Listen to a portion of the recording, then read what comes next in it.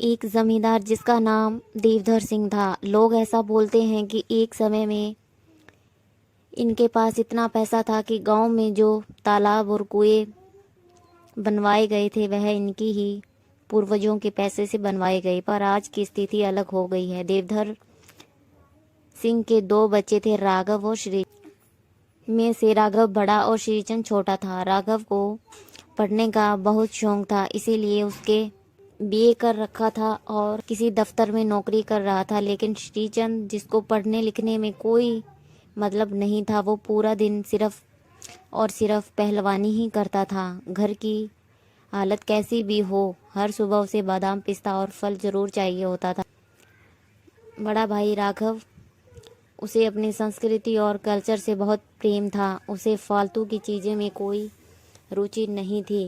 राघव का मानना था कि इंसान को अपने परिवार के साथ मिलजुल कर रहना चाहिए। इसी वजह से राघव ने गांव में कितने रिश्ते टूटने से बचाया था और कई लोगों की मदद भी की थी। राघव की शादी हो चुकी थी। उसकी बीवी का नाम मंजली था। बल्कि मंजली एक अमीर और बड़ी फैमिली से आई थी, जो कि अच्छे खासे पैसे वाली थी। इस कहानी में बड़े घर की बेटी इसी को कहा गया है। मंजली बड़े घर की बेटी जरूर थी, पर उसका स्वभाव अमीरों का ढिंडोरा पीटना नहीं था। वो एकदम से ही अलग थी। भले ही वह महंगे सामान, चप्पल अपने साथ लाई थी, लेकिन जब उसने देखा कि यहाँ का माहौल वैसा नहीं है जैसे मैं पली बड़ी हूँ, बल्कि एकदम साधारण रहते हैं, फिर वह भी उनके साथ उसी माहौल में ढल गई। राघव ने अपने छोटे भाई को बहुत समझाया कि तुम भी कुछ काम करो। फिर देवधर सिंह बीच में आकर बोल के बात को टाल देते हैं कि वो तो अभी तुम्हारा छोटा भाई है, उसकी भी उम्र आएगी तो कर लेगा।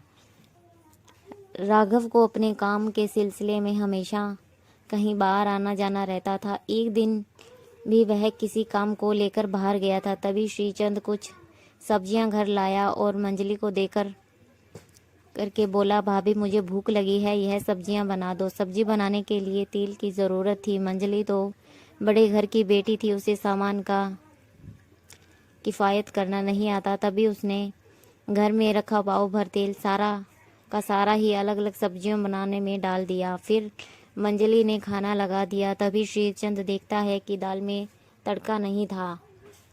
वो अपने भाभी से पूछता है कि भाभी, दाल में तड़का क्यों नहीं लगाया। तभी मंजली बोलती है, वो सारा तेल तो उन सब्जियों में पड़ गया।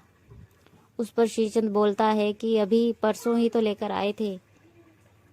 तभी मंजली बोलती है कि अरे था ही कितना, पाव भर तो था। इतने में तो श्रीचंद गुस्से में आकर बोला, आपके मायके में तेल की नदियां बहती होंगी, यहाँ पर नहीं। औरतें सब सह कर लेती है, मैं अपने माँ बाप की बुराई नहीं सह पाती। इस पर मंजली ने कहा, इतने तेल पर तुम बरस रहे हो ना, इतने तो मेरे यहाँ के नौकर को देते हैं। इतना सुनते ही श्रीचंद आग बबूला होकर अपनी खाने की थाली पटकते हुए गुस्से में बोला, मन तो करता है कि तुम्हारी जुबान खींच लूं। इतने में मंजली को भी गुस्सा आ गया। उसने भी गुस्से में आकर कह दिया कि आज मेरे पति यहाँ नहीं है, इसीलिए तुम्हारी इतनी हिम्मत हो रही है बोलने की। अगर वो होते तो यह सब नहीं होता।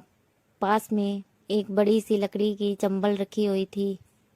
श्रीचंद ने चंबल उठाया और अपने भाभी के मुंह पर जोर से फेंक दिया। मंजली का हाथ बीच में आ जाने के कारण लकड़ी का चंबल लगने से उसकी उंगली पूरी तरह से घायल हो गई थी।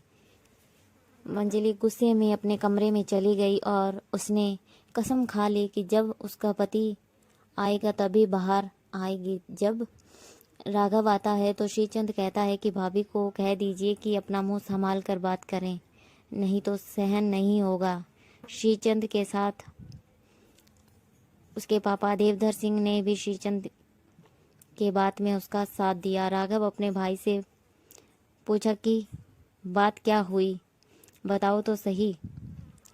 छोटा भाई बोलता है कि वो हमें अपने मायके के आगे कुछ नहीं समझते हैं। इतने में राघव अपने कमरे में जाकर मंजली से बोलता है कि मेरी गैर मौजूदगी में क्या उत्पात मचा रखी है। फिर मंजली उसको बोलती है कि जिसने भी आग लगाई है वो गंवार इंसान, जिसकी चपरासी बनने की औकात नहीं है, वो मेरे मुंह पे लकड़ी की चम्बल फेंक के मारता है। मंजली ने फिर उसे पूरी बात बताई। राघव एक ऐसा इंसान था जिसे छोटी छोटी बातों पर जल्दी गुस्सा नहीं आता था, पर उसने पहली बार गुस्से में आकर आग बबूला होकर अपने बाप के पास जाकर बोलता है कि या तो मैं रहूँगा इस घर में या तो श्रीचंद रहेगा। राघव की आंखें पूरी तरह से लाल थी, मानो कि जैसे बहुत रोया हो। उसके बाप ने कारण पूछा, तब उसने कहा कि मेरे घर पर ना रहने पर मेरी पत्नी से ऐसा व्यवहार जिससे ज़्यादा कोई बड़ी बात नहीं हो सकती। देवधर सिंह ने राघव को समझाते हुए कहा कि तू तो बड़ा भाई है, यह तेरा छोटा भाई है, अगर उससे कोई गलती हो भी गई तो माफ़ कर दे, लेकिन यह घर छोड़ने की बात मत करो। तभी राघव ने उस घर में रहने के लिए साफ मना कर दिया और श्रीचंद को अपने भाई मानने से इनकार कर दिया। पीछे श्रीचंद दोनों की बात सुन रहा था। श्रीचंद के अपने भाई का कहना कभी नहीं टाला और अपने बड़े भाई की बहुत ज़्यादा इज्जत करता था। भले ही उसने अपने भाभी को चंबल फेंक कर मारा, पर वो राघव को राम की तरह पूछता था। उसे यह बात सुन के बुरा लगा, या तो वो रहेगा या तो फिर उसका बड़ा भाई। उसकी आंखें लाल हो गई थी।